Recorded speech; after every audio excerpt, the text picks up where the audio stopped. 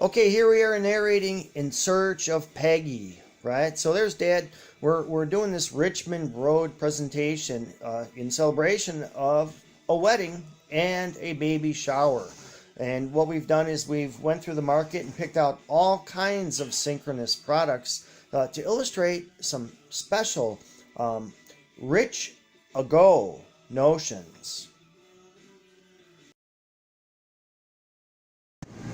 Okay, we just counted 5 paces from the aisle across the way from the fish, and there it is, the marker of this giant pearl right by Peggy, and we see by the mussels and clams. Amazing marketing.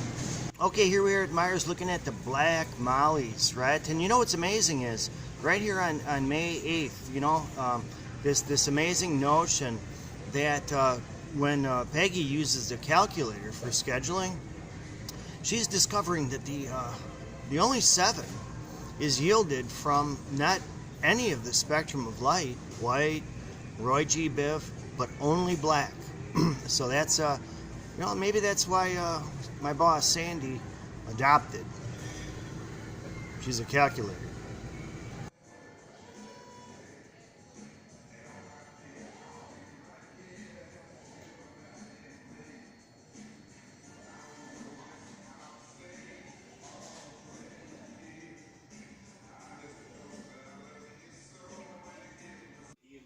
Alrighty, we're going to narrate over the host here.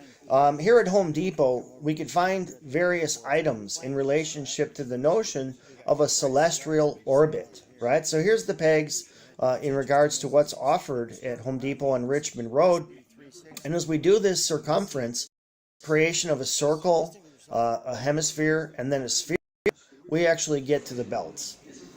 Now, try this out for yourself. Take a sunglasses, put it over one of your eyes, and as you watch this presentation of Peggy here, you know, dollying down the market aisle, you'll actually witness in 3 dimensions. It's called the Pulfrich method. Okay, here we are today at Wendy's working on our latest magic trick called the evolution of data. So we're using 3 stations with the Bulgarian D character, right? We can see this foot of Devon kind of stepping out of the pepper, right? And then as it evolves, it goes to the cradle of life, right there in the cornucopia of South Africa. And then as the cup flips again, we actually see a type of a rune that is witnessed, right? Via the pepper's ghost effect. And you can see some strange, mysterious light inside that cup just kind of hovering around. Wonder what that tastes like.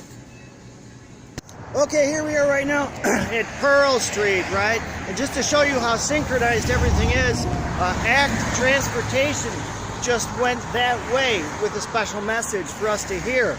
So let's use our elephant ears today and figure this mystery out. Okay, here it is, May 9th at the McHenry Library. So it's a day of Necretinan real estate. And you could just see the flowers, right, going into the library and getting washed at that station that Chuck attends to. So, you know, what we're doing is we're taking a cue from Sandra Bullock, my boss who just got married. We're backing up, right? And as we back up right here in this line of sight, we see the Dead Sea Scroll, we see the Zoetrope, and then in the distance, the tropical fantasy where the Pearl Jam is occurring at this conference.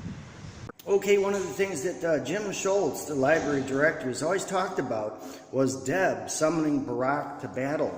And we could see with the notion of the foam, the mother and father letters, that the lilacs and flowers truly are coming in to the library, you know, to be part of this battle, right? The Soapy Suds battle that we see right across the street at the Derby. So definitely swing by the library and take part in the conference. Alrighty, there you see Kong Control ready to pick up this spear, which is huge, right? So there it is on the United States map. And the mayors, we got Hardy, Chris, and Sharon, all create that large point, right? Which basically is a representation of the, you know, the elephant for the St. Patrick's scavenger hunt. Okay, there you can see it right now, right? Free Pearl Jam, right, for the conference today. And what's really amazing is what we've been studying is this array of the parking lot. Look at how letters A through H yield a special message, especially when the sun has landed, representing an O. Now here's Wendy's. You can see it right here. There's Peggy's, our scheduler.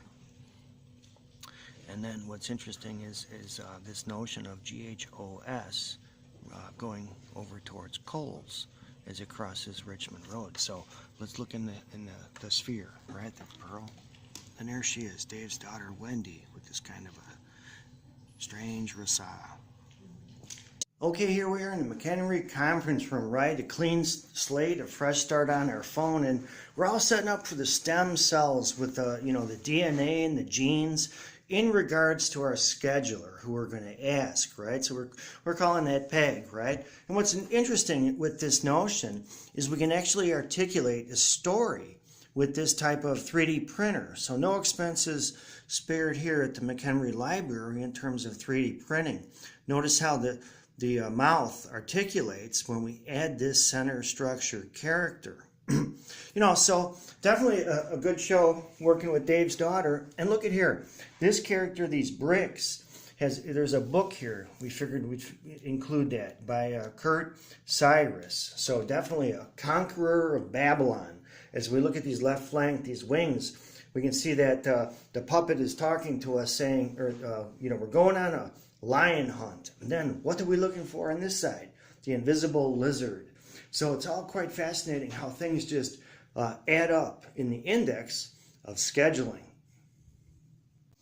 Okay, here we are looking at that brick book by Cyrus, right? And that was quite an interesting name, so we looked it up.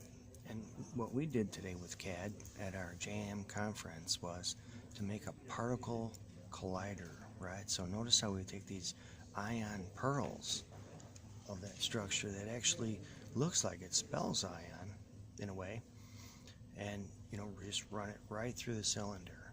Okay, you can just see that animation occurring right there. So definitely making a lot of progress with linguistics at the conference.